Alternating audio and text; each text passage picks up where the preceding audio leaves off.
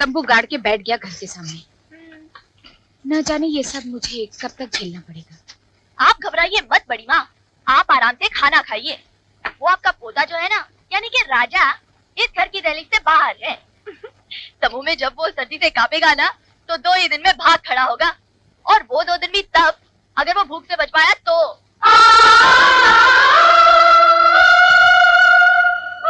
अरे बड़ी माँ, क्या हुआ? आप तो खाना खाइए। कोई है?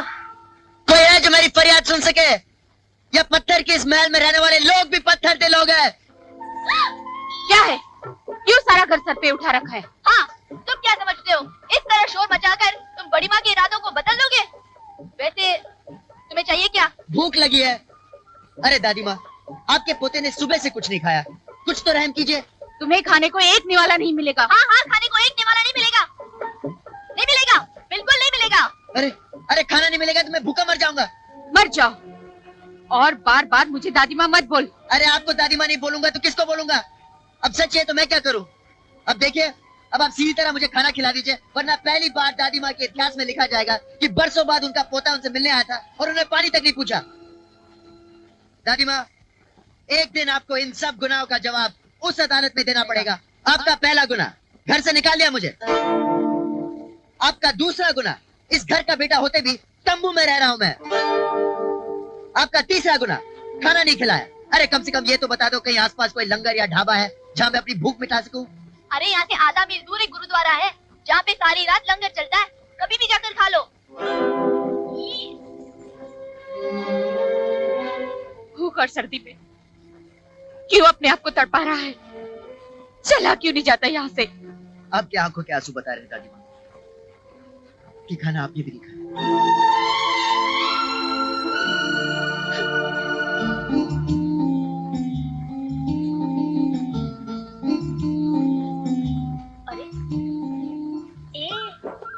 क्या? ये लो खाना लाई हूँ। खाना? अरे तुम कमाल की लड़की हो, जब पहले मांगा था तो बोला नहीं मिलेगा, लंगर में जाकर खा लो, और अब ये थाली ले आएगी। तुम चीज क्या हो? मैं जो हूँ तो हूँ, मेरी छोड़ो। मैं कहती कुछ और हूँ और करती कुछ और। तुम्हारा नाम क्या है? छाया, बड़ी माँ की। तुम कब से यहाँ हो? बचपन से। कहा तो था मैंने आपसे कि बड़ी माँ ने मुझे पाल पोस कर बड़ा किया है। तुम्हारे घर में और कौन कौन है? भैया है, भाभी है। वो भी यहाँ रहते हैं? नहीं, वो तो नीचे बस्ती में रहते हैं। तुम जाती हो मिलने? क्यों नहीं जाती, जरूर जाती हूँ। साल में 6 बार, हर तीज त्योहार पे, चाहे नवरात्रि हो, शिवरात्रि हो, होली हो, राखी हो। राखी? अभी अभी तो गई थी राखी के दिन। मिठाई कौन खिलाएगा?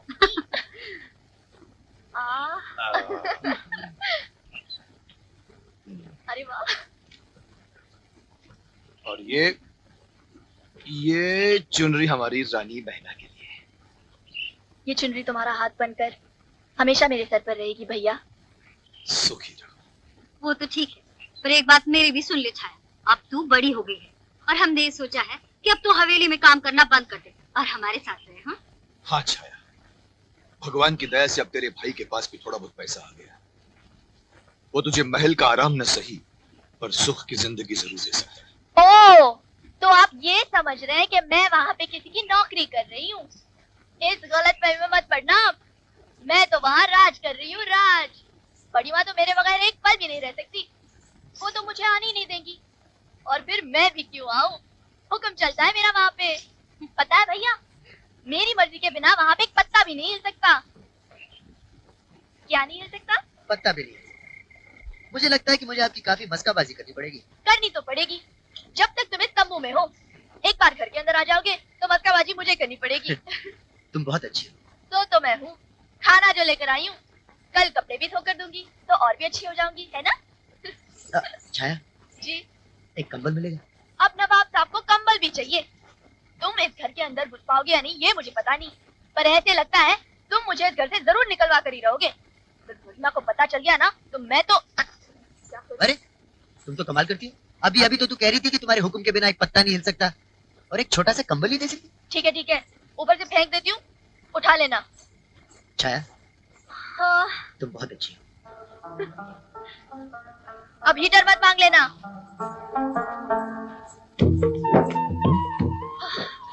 जल्दी है ना बड़ी माँ। आपका पोता नहीं दिखाई दे रहा, शायद भाग गया।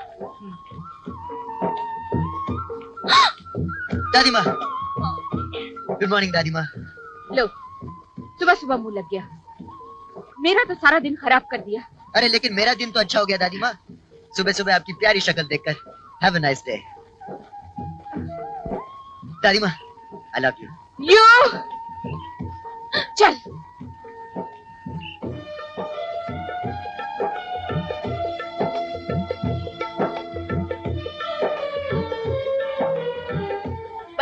बड़ी माँ, प्रसाद तो लेते जाइए। प्रसाद? शिव जी के मंदिर का है, आपके पोते ने दिया है। वो देखिए। ना ना दादी माँ, इसे फेंकेगा मत, भगवान जी का दिया हुआ प्रसाद है। ये प्रसाद तुमने उससे लिया ही क्यों? अब भगवान के प्रसाद को मैं भला कैसे ना कहती। अब खा लीजिए ना बड़ी माँ, भगवान का ही तो है।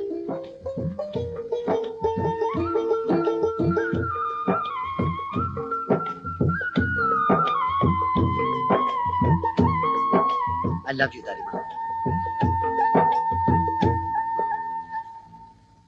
अरे अंजलि देवी के घर के आगे से परिंदा भी पर मार कर निकले ना, तो उसकी आवाज संपत राय के कानों से गुजर कर जाती है। हमें अच्छी तरह से खबर है कि उसका पोता लंदन से आकर तंबू में उसी के घर के सामने रह रहा है। और अभी रहते हैं तो रहने दो, हमें उससे क्या है। हमें तो सुई तब चुभेगी अगर वो उसे अपना कहकर अपने सीने से लगाएगी। लेकिन ऐसा हरगिज नहीं होगा, क्योंकि संपत राय इस घर के पुराने इतिहास से अच्छी तरह से वाकिफ है। वो उस छोकरे को उस घर के अंदर कभी नहीं आने देगी। वो अपनी ममता के 100 टुकड़े कर लेगी, लेकिन अपने पति को दिया हुआ वचन कभी नहीं तोड़ेगी। पिछले 2 दिन से ठंड कुछ ज्यादा ही है। हाँ, ठंड तो ज्यादा है, लेकिन हमें क्या, हमारे पास तो 2-2 कंबल है, हीटर है। हाल तो उसका बुरा हो रहा होगा जो बाहर तंबू में सोया हुआ है। बेचारा सुबह तक तो कुक्कड़ बन जाएगा। जाओ, जाके सो जाओ। बड़ी माँ, कुछ काम बाकी है, मैं जरा उसे निपटा कर आती हूँ।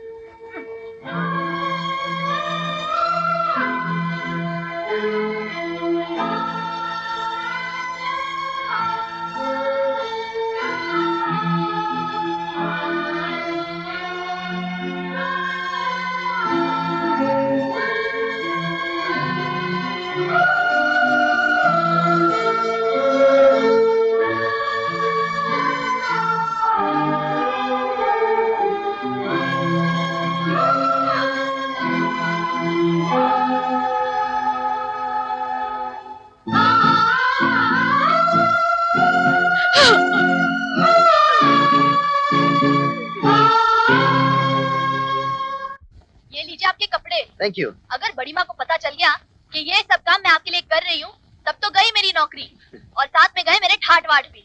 घबराओ मत छाया, तुम्हारी ठाट वाट वैसी की वैसी रहेगी। वैसे धीरे धीरे बड़ी माँ पर असर हो रहा है। अच्छा, ये तो बड़ी खुशी की बात है। और वैसे भी ये सब तुम्हारी आइडिया की वजह से हुआ है। वो तो है ही। अब और किसी चीज की जरूरत हो तो बोलो। बोल दूंगा।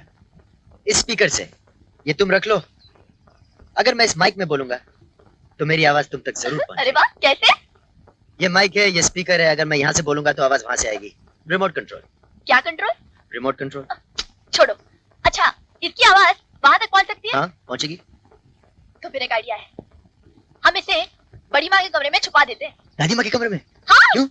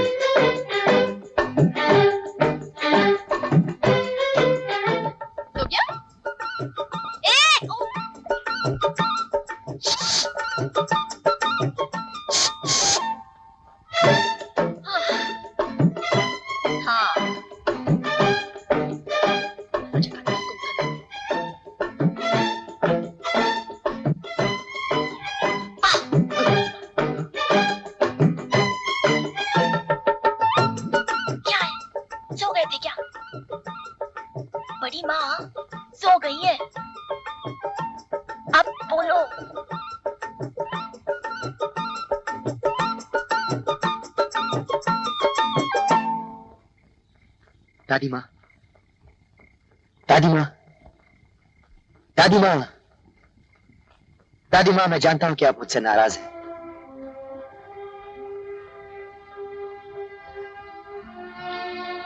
मैं जानता हूं कि मुझे घर से निकालकर आप बहुत बेचैन हैं। मैं आपसे बहुत प्यार करता हूं दादी माँ। मैं तो बस उसी दिन के लिए जी रहा हूं जब आप प्यार से अपना हाथ मेरे सर पर रखेंगे। छाया, छाया, छाया, छाया। जी बड़ी माँ। ये राजा की आवाज इस कमरे में कहां से आ रही है? इस कमरे में हाँ, राजा की आवाज। हाँ, बड़ी माँ, आपको भ्रम हुआ है, वो तो बाहर सो रहा है। लेकिन अभी अभी मैंने दादी माँ, सुना। क्या? हट।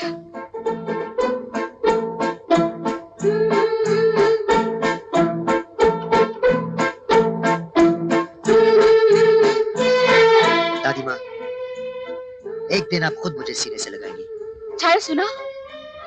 दादी माँ, मैं जानता हूँ कि आप मेरे बिना नहीं रह सकती। आप भी मुझे बहुत प्यार करती हैं। सुना, वही आवाज। बड़ी माँ, मुझे तो कोई आवाज सुनाई नहीं दे रही। नहीं, ये क्या हो रहा है? बड़ी माँ, मुझे ऐसे लगता है ये जो आवाज है ना, हाँ। आपकी अंतरात्मा से आ रही है। हाँ, ऐसी हो सकती है। अंतरात्मा। कल रात बड़ा मजा आया। जब आधी रात को कमरे में तुम्हारी आवाज सुनाई देने लगी ना, तो बड़ी माँ तो उठ गई, घबरा कर इधर उधर देखने लगी, कभी दाएं जाए तो कभी बाएं। और मैंने भी ऐसा नाटक किया जैसे मुझे तो कुछ सुनाई नहीं दिया। वो बार बार मुझसे पूछती रही और मैं बार बार चुप। फिर आखिर में जब वो थक गई तो मुझसे देखा नहीं गया, तो मैंने एंड में कह दिया कि बड़ी माँ, ये आवाज आपकी अंतरात्मा से आ रही है। बहुत अच्छा किया तुमने। इस बात से दादी माँ के दिल पर जरूर असर होगा। होगा कैसे नहीं, आखिर मैं जो हूँ।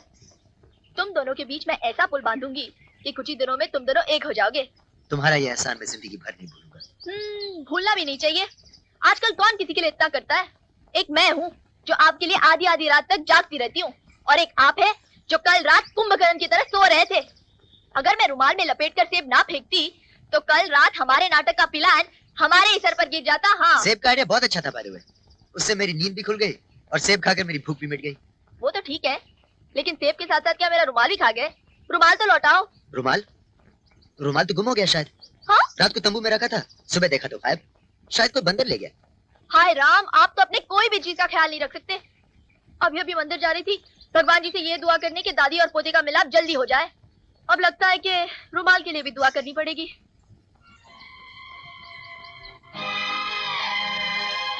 ये रुमाल तेरी पहली निशानी अच्छा है। ये मेरे दिल के इतना करीब रहेगा जितना तेरा ख्याल।